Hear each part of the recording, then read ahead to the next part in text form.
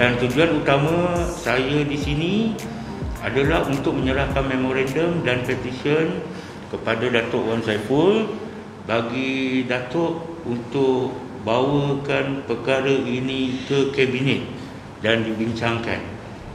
Itu tujuan yang kami adakan hari ini. Sekian, terima kasih. Mungkin Kak Jan ada komen sikit. Saya daripada Persatuan Pengguna Islam Malaysia. Kami berterima kasih kepada Datuk Wan Saiful dapat berjumpa kami pada hari ini, dan saya merayu agar kerajaan dapat meluluskan permohonan ini kerana ramai rakyat yang terkesan di bawah. Ada yang dah bunuh diri, ada yang dah jadi pinjam alung, dan ramai juga yang dah bercerai-berai. Saya harap perkara ini dibawa, Datuk Wan dapat bawa ke atas dan kerajaan dapat meluluskan wang yang diminta. Terima kasih. Ya. Jadi pandangan saya mengenai isu ini, pertama sekali kita tidak boleh nafikan bahawa petition yang diusahakan oleh Encik Azmi mendapat sambutan yang amat menggalakkan. Dimulakan petition ini sekitar bulan Disember, dan dalam masa 2-3 bulan mencapai 108,000 penandatangan. Jadi maksudnya ini adalah perkara yang real. Dan saya tengok data tadi, yang paling tinggi yang menandatangani adalah di Kelang Valley lah, Lembah Kelang. Tapi yang keduanya ialah di negeri Johor. Yang mana ini ialah kena dengan suasana perdebatan yang sedang berlaku di negeri Johor sekarang.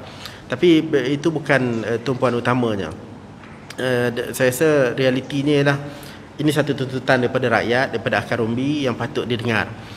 Yang saya boleh lakukan ialah saya bawa kepada rakan-rakan pimpinan parti-parti dalam Perikatan Nasional yang duduk dalam kabinet, dan terutama sekali kepada pandangan Tan Sri Muhyiddin, insya-Allah saya akan angkat kepada beliau, kerana kita kena ingat dalam sejarah kita, walaupun kerajaan sekarang tidak bersetuju untuk pengeluaran tersebut, tapi di zaman Tan Sri Muhyiddin selaku Perdana Menteri, beliau membenarkan KWSP dikeluarkan, bukan sekali tapi 2 kali.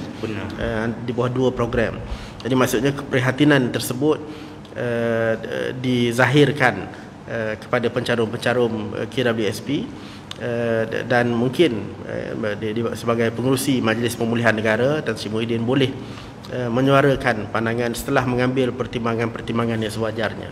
Sebenarnya saya dah cuba untuk mendapatkan temu janji dengan Perdana Menteri, tetapi saya belum mendapat jawapan lagi. Justru saya tak ada pilihan kerana pencarum sangat-sangat terdesak. Bukan pencarum saya terdesak, tetapi saudara mara saya, adik-beradik saya juga terkesan disebabkan oleh PKP 2 tahun. Jadi saya ambil alternatif, saya jumpa siapa saja yang sanggup membantu pihak pencarum untuk mendapatkan kelulusan tuntutan RM10,000. Dan bukan itu saja saya menuntut, saya juga menuntut bagi rakyat yang ada tidak terima bantuan kerajaan, bantuan yang digembar-geborkan. Bukan semua yang terima. B40 pun ada yang tak terima tu. Sedangkan dia orang layak. M40 lagilah. Walaupun kelulusan dah dibenarkan, tetapi tak masuk-masuk duit. Jadi saya ambil inisiatif, bukan berhenti hanya 1-2 pihak saja saya menuntut. Saya cuba jumpa seberapa ramai yang boleh membantu pencarum dan rakyat. Jadi saya rasa Datuk Wan Saiful adalah orang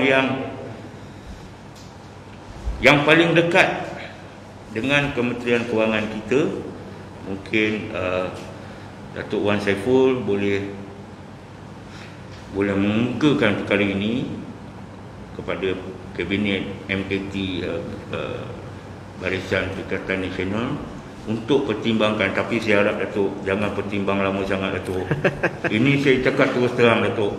Saya, Datuk, tidur 5 pagi, Datuk. Sebab saya tak boleh nak